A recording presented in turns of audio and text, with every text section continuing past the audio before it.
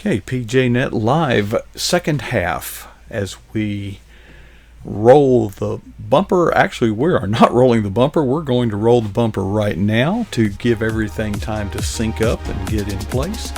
And we have Adria standing by in our green room, and we are streaming on all 4 platforms. So we'll switch to Studio 6 in 5, 4, 3, 2, 1. Well, turn the lights on a little bit early there, folks. But that's to let you know it's live, because this is PJNet Live. You are here. We're glad you're here. You are joining us now for the second half. It's the third quarter. We just heard from Hope Bollinger. I keep wanting to call her Bolinger or but what a wise young lady for 20-something. She told me her age, but I don't know if I'm at liberty to say the actual, anyhow it is. But back to the real world. It's us old folks now. And just yesterday, I ran into someone on Facebook who I will introduce to you now. Her name is Adria Wilkins. Okay. Now, here she is. Boom. Welcome. And we got, it's not, when I do what we do, a dry run, just to make sure you can get connected and kind of get comfortable a little bit. That lasted, an hour and a half? Yeah. And it all started because you're a writer. I mean, that's normally the hook that catches me. So, but before we talk about your book, and we will remember to get to your book, okay? But you are a pastor's wife, is that correct? Right. Okay, because I reached out to a pastor's wife not long ago, never heard from him, because that is a unique experience. Yeah. It's kind of like being married to a coach. Right. Or a law enforcement officer, or some. My Right. wife and I, in fact, we were having, I think it was you and I kind of dodging each other. I had this date with my wife, and one of the conversations that came up is a mutual friend of ours has a daughter who's dating this guy who's a Navy SEAL. Mm-hmm. And I have a lot of admiration, for Navy SEALs. But I said, here's the thing. However much of a gentleman he is, he's being trained to be a killer. He's going to go places and experience some really hard, tough things. Mm-hmm. But being a Navy SEAL is 100% commitment. Being a husband is 100% commitment. Do the math. There's a problem here. Couldn't I also say that about being married to a pastor? Oh, yes. And I am a preacher's daughter as well. And so I have had... So you knew what you were signing up for and did it anyway? Is that... Well, actually, I need to write this story sometime. But when I was younger, I told my parents I didn't want to ever marry a preacher. And so when I started dating my husband, who was going to go to seminary, my mom said, I thought you said you were never going to marry a preacher. And I said, I'm not. I'm marrying a minister of education. That was what his title was going to be. So here I am, almost 30 years later, married to a minister. The same guy? The same guy. Yeah. I mean, sometimes, I'm talking to people and they, how long have you been married? I say, I've been married since 1980. That's not the big deal. Yeah. I'm still married to the same woman continuously the whole time. That's the big deal. Right. You laugh a lot. And you're just a joyful person. Yeah. Before we get into all the joy stuff, what are do preachers' wives have kind of like a sorority that they minister to one another? I mean, y'all have special needs. Oh yeah, I'm definitely special needs. Okay, I'm allowed to say that because I had a child with special needs. But being in the ministry is a lonely world. And a lot of people think you have a lot of friends, but you don't, because a lot of people, for some reason, they want to be your friend, but then they don't want to get too deep. They don't want you to find out too much about them. Yeah, but that's okay. and and I guess to some extent, we hold the pastor's wife on the same high pedestal that no one can live up to. Yeah, that's right. Yeah. We're just people Yeah. too, just like everybody else, and we have our faults and problems and issues and stuff. And so, I always tell people that what you see is what you get. And I have never been this person that tries to portray something that they're not. I'm pretty transparent in who I am. Hmm. One of the things that helped me, Adria, is I went on an international mission trip and met some missionaries, and a bunch of pastors or Hmm. many were pastors that were with us, and we were working in construction. And I found out something very profound. When a pastor or a missionary strikes their thumb with a hammer, Hmm. you know what they say? Well, you tell me. I know what some of them say. The same thing I would say. you They see, do. you see, our actions are more under our conscious control. Right. Our reactions, however, are very just spontaneous. You know what I mean? And they, I think it's good for them to get away. And actually, I had kind of a. We will get to your book. No one's waving flags at me. I'm reminding myself. I did for 14 years. I was the director of disaster relief for the Florida Baptist Association. That's 53 churches, Baptist churches, Southern Baptist churches. Hmm. And the executive director was almost like, well, he really was my pastor, more so than my church pastor. Hmm. Well, believe it or not, pastors have problems. And who's the pastor to the pastor? Who can they go Right. to? Well, usually the executive director, of the association. And there were a couple of occasions where he arranged for me and a pastor of one of the churches to just have lunch and talk. And he Hmm. would say, it's safe. You can tell Coach anything. Uh, and I've done some computer repair for pastors, so I know some of the websites they visit. Oh. And so they're actually real people. But you know what? Uh, in the in the Old Testament, David was a very real person with Hmm. some serious defects. Right. Exactly. Moses was a very real person Hmm. who, we tell the story about, the burning bush, well, what was Moses doing out in the desert to begin with? Well, because if he'd have been downtown, he would have been arrested and tried Hmm. and executed as a murderer, because that's what he Hmm. was. Joy to the world. Okay, now we're going to. Now, the moment you've been waiting on. Do you have a little joy or a lot of joy? What is that substance in that bottle? That is it is a dishwashing Hmm? detergent, What is and that? it's What, called what do you Joy. what do you do with dishwash? What do you do with it? You wash dishes with your hands. Oh. You've never heard of that before, right? Well, Maybe you I need to remember talk to now your because wife. one time we had a big dinner at our church, and they wanted me to, this concept you're addressing now, they wanted me to wash dishes. Yeah, Well, I didn't want to do it. So what I did is yeah. I broke a few dishes. I've never been asked to do that again. Well, you know what? I'm going to be speaking in Mississippi What, Saturday, what part of and Mississippi? in Jackson, Mississippi, Oh, that's way and up we're there. going to be breaking some plates there. Really? You ought to come.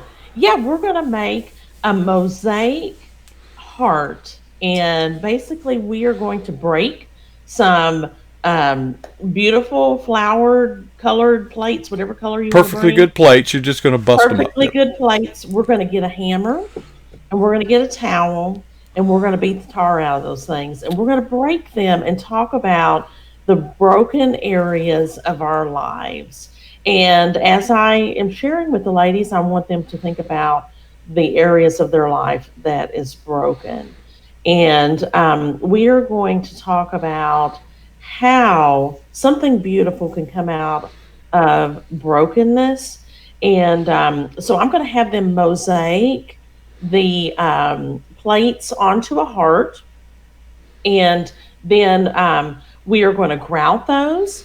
And while they are drying, I will share a little bit about what we went through in our lives with the loss of a child. And then when we are finished, we are going to look at our hearts and look at the grout that's on them and talk about how ugly it is. And it's really not that pretty. And, things in life are ugly and not pretty. But once we allow God to cover those areas of our lives and to take those and clean them, and with his blood, he came and died for us, and took all the dirty, yucky sin stuff, and cleaned it. And so after they wipe that off, they're going to be able to see that something beautiful can come out of brokenness in their lives. That's what we're doing.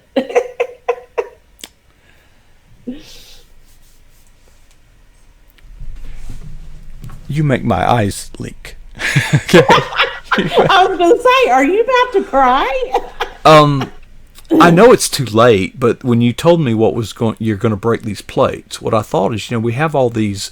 Well, I think we call them fall festivals now. Yes. But you know what I'm talking about. Yep. What I was thinking is take a couple of 2x4s and make a little inclined plane, Yep. and put the blade at the top of it and roll that thing down and let the kids throw baseballs at it and charge them $1, Yeah.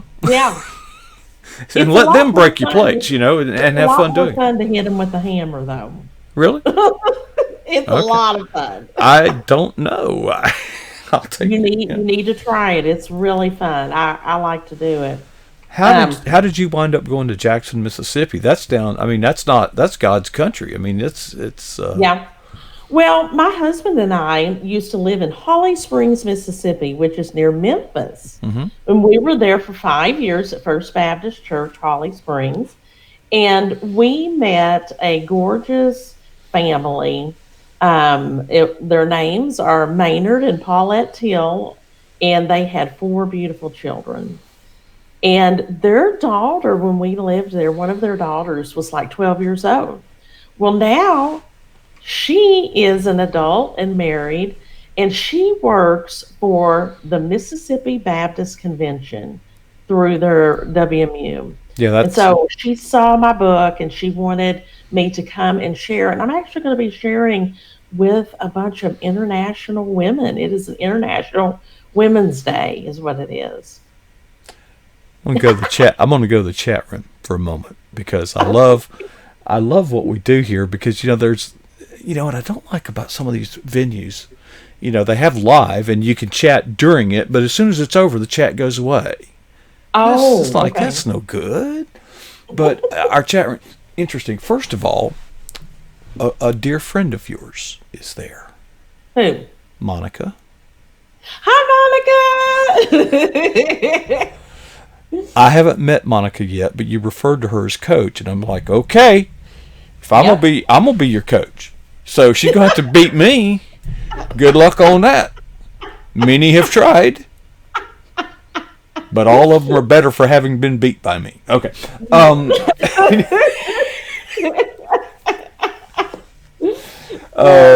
the chat room, Sunbelt Girl. What a special story, Adria. Yeah. You've told several, but one of them was very special. The others got no anyway. And Rachel, who is a Christian writer, from originally from Jamaica, writes, "The hammer sounds like good therapy." Oh, it is. It is. Definitely. So So I tell you what, I wanted to share this story, and I wanted to make sure to get it in because you were talking about leaky eyes, and my goal is to make the coach cry. Anyway, so before I get too far away, I have actually been in several books, and one of them was through Worthy Publishing, and it's called Kiss the Just book. Kiss the book with your nose. Kiss Do the it. Book with Now Love. let's lean. There we go. We got it. It's called Just Breathe, Mm-hmm. and it is a 365-day devotion of devotions. Mm-hmm. And I wrote a contributing. I had five devotions in there, and one of the devotions was "Do you see it?" And I wanted to share this Do I with you. what? You got such a southern accent. Do you see it or do you what did you just say? Do you see it? Do you see it? It. Okay, okay. Because we us Southerners use a foul word kind of like that as I know. We have to be careful. she. I know we have to be careful.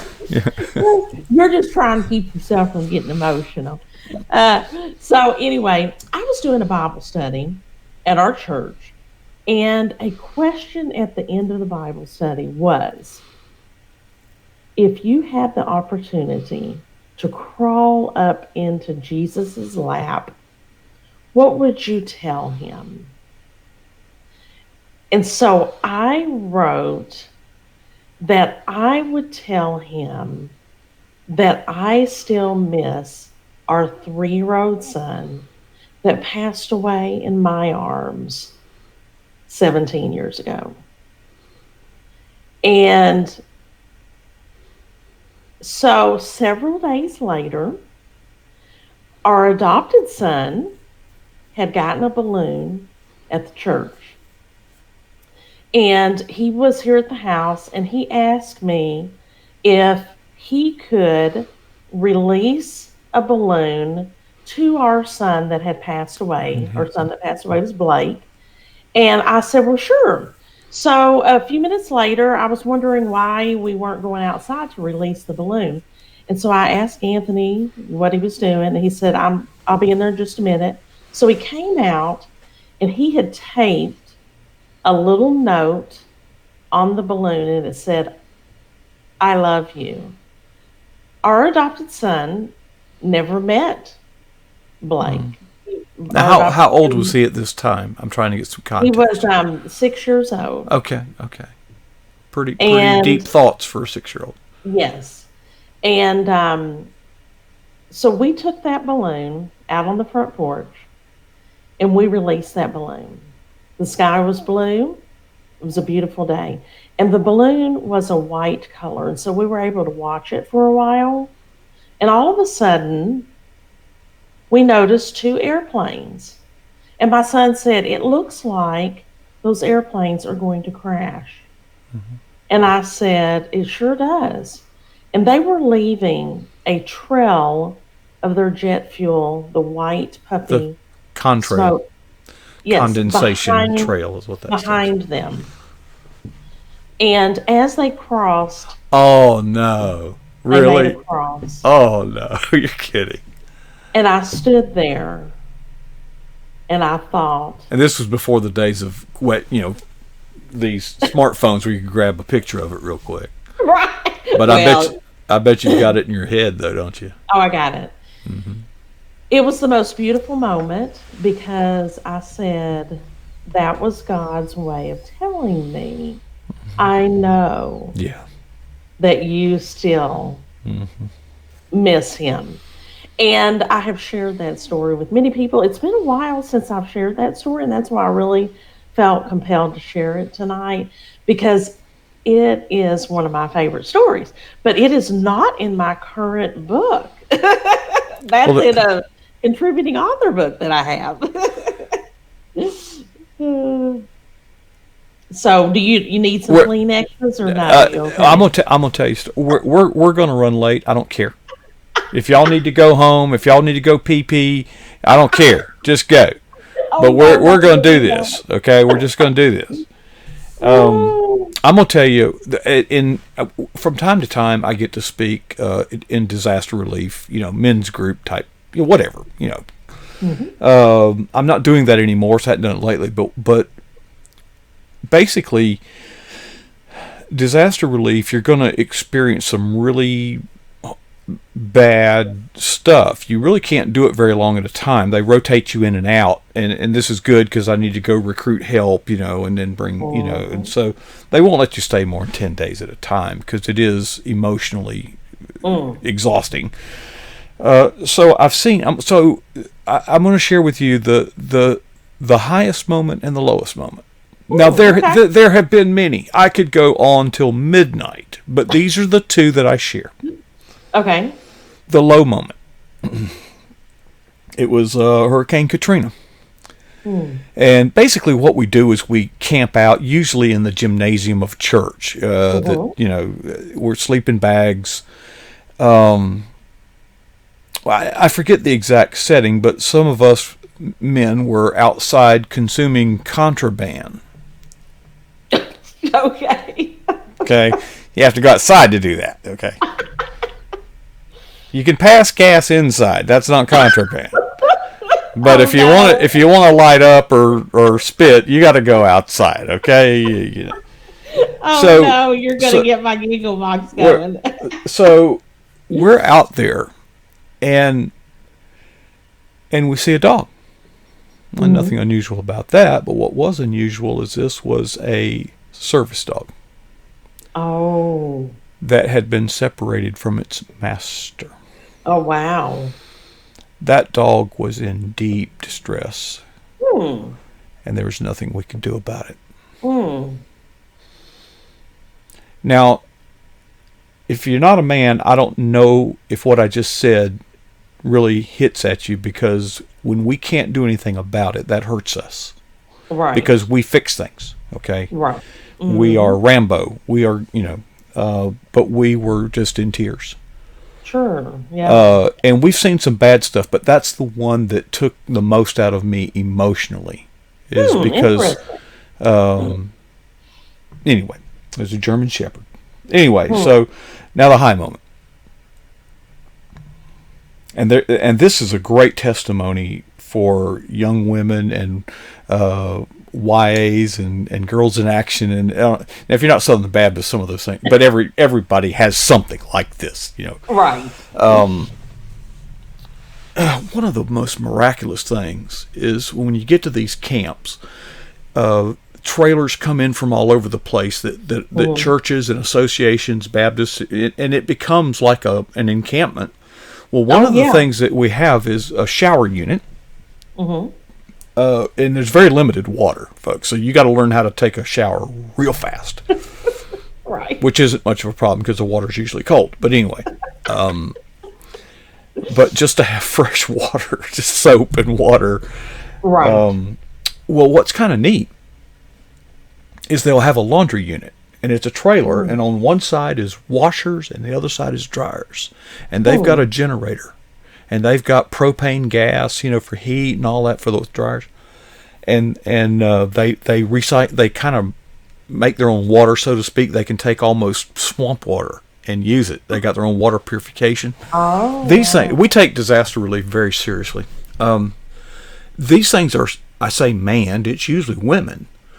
24 hours a day, 7 days a week. Now, what's kind of weird is you're taking your shower, and there's this little door hatch thingy.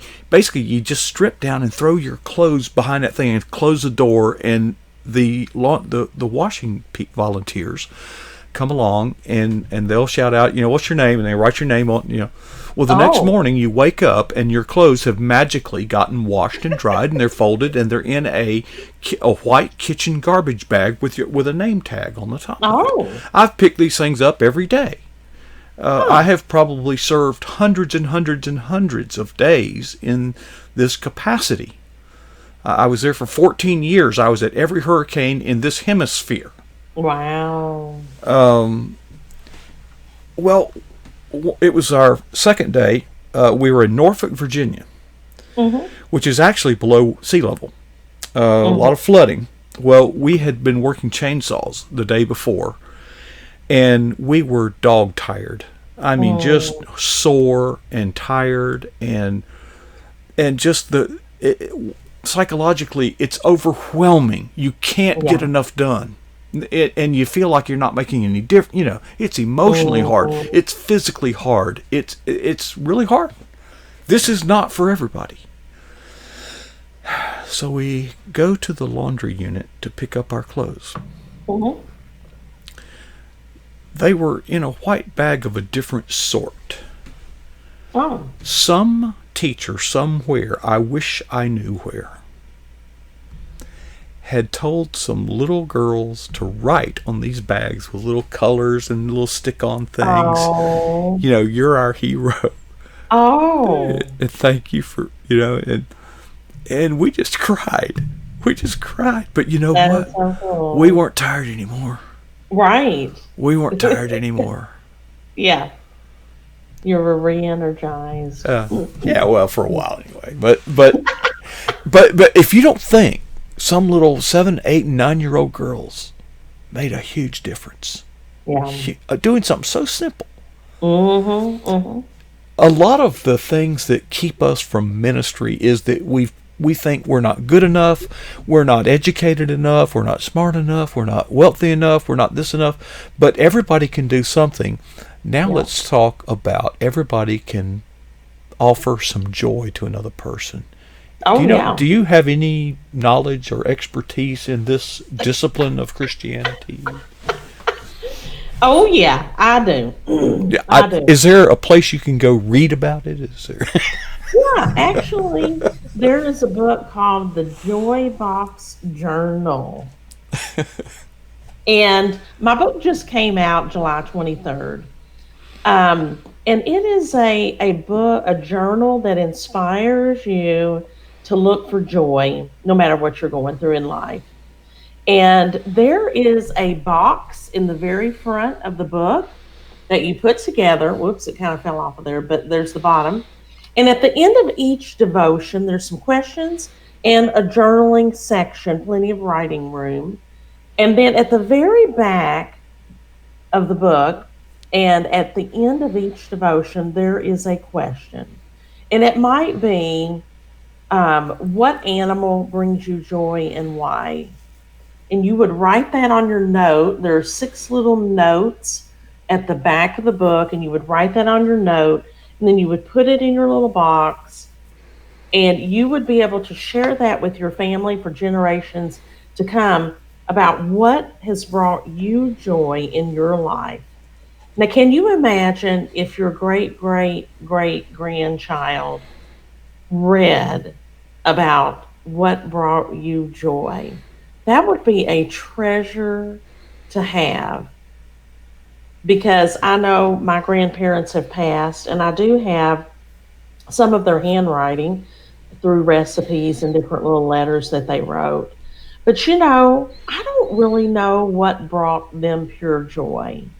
And so I am hoping this is a treasure that can be passed down for years to come. Um, and I love to see people's faces when I tell them about the little notes in the back, because they always perk up and they like, oh, that is so cute. But I tell you what, we have had 1,800 books that have sold so far. Okay. And that may not seem like a lot, but I am counting each one as a joy, because I am praying that they are going to spread joy, because there are some suggestions in there to do random act of kindness.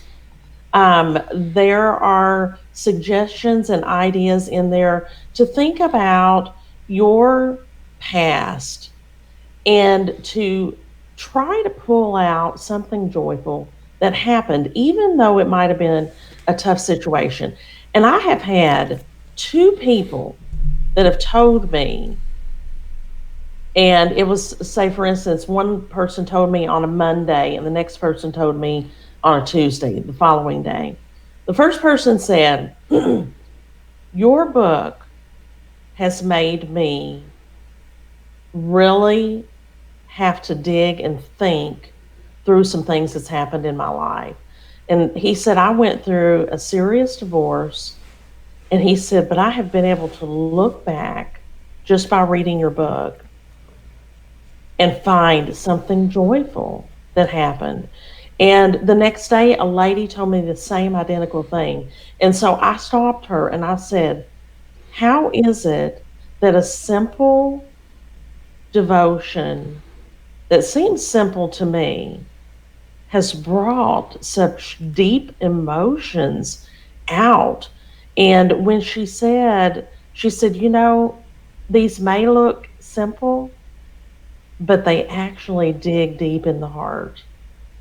And, I really feel like that the way I see things in life, and I sometimes say that I see things in a simple way, almost childlike.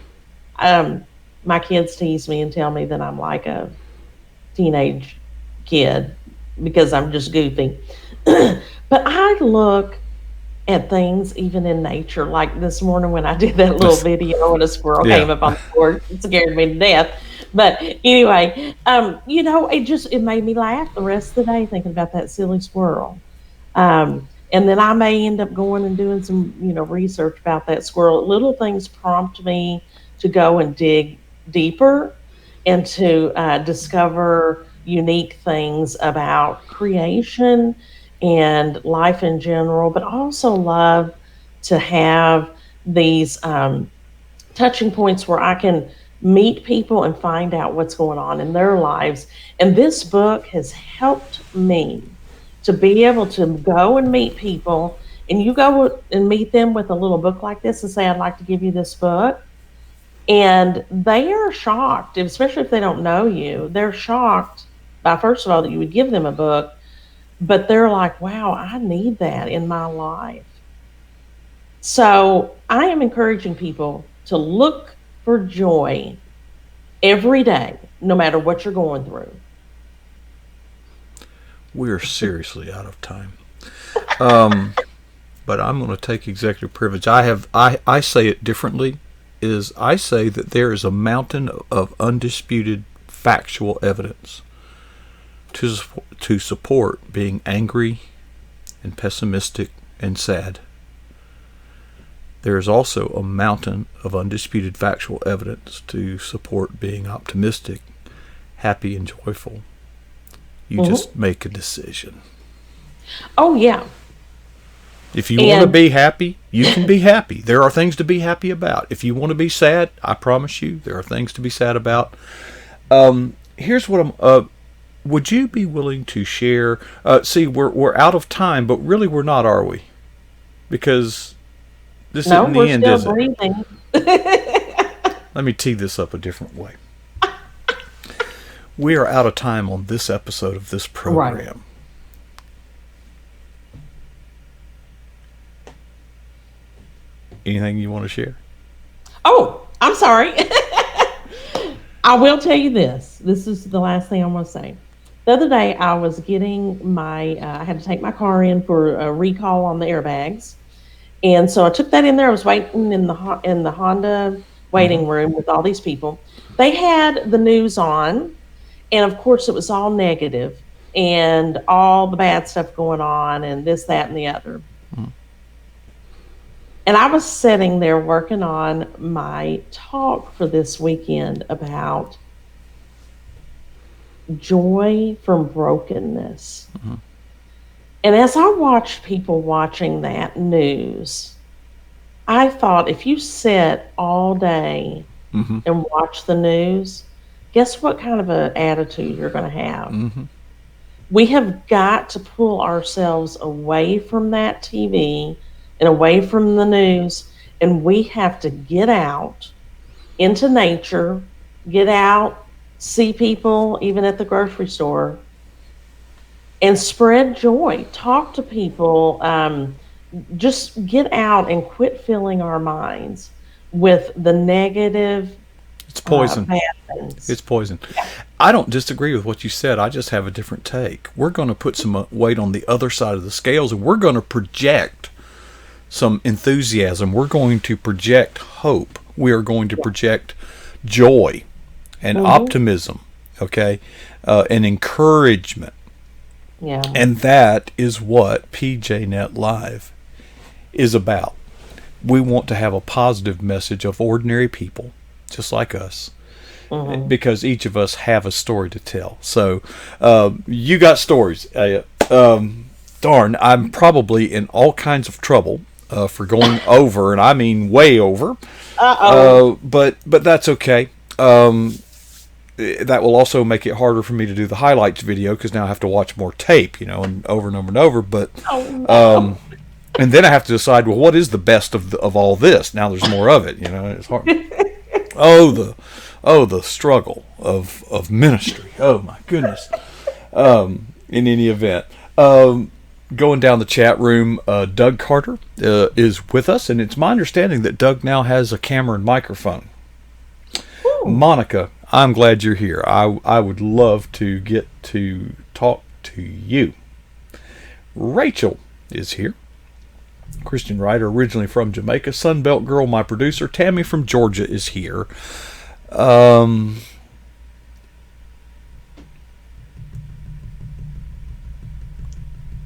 let Tammy share. But everybody, listen, we're like a family, okay? And, we're all going through stuff. Some of it good, some of it really tough. And just everybody be in prayer for Tammy right now. And I'll let her share more specifically if she's led to do that. But in any event, we're going to have to wrap it up. Adria, thanks for giving of your time. Thanks for sharing some joy. And I just can't wait to see what's around the corner, because it's always interesting anytime that you come on board. And we're just glad that you've made yourself part of PJNet Live tonight. Yeah, thank you. Thank you. Okay. Folks, that's a lot. I'm sorry we went over. If I have intruded on your time tonight, I did not hold a gun to your head. You didn't have to stay. But you did. And that's because you were blessed by it, I know, because I was. We are going to take a break. Well, actually, we're not. Hazards 4 will be in charge of the program tomorrow night. If Friday night tonight is very different, we kind of let our hair down. We play some music that goes back to when we were like, parking cars, and, slow dancing, stuff like that. And had longer hair, and all. And he plays all the videos, but he also at 10 p.m. Eastern has his own program that he does called My Perspectives and Commentary. And he just takes current events from the news and starts preaching about it. So you'll want to be a part of that tomorrow night if you're not watching where I'd like to be tomorrow night, to be honest, is at a Friday night football game, but I won't be. I'll be right here. So not a bad second choice, but I'm not coaching now, so what can I say? So, folks, it has been wonderful. Thanks for sharing your time with us. If you paid money for this, I could give you your money back. But your time, I cannot give back. Thank you for investing your time. And I hope that that's been a good investment for you right here on PJNet Live.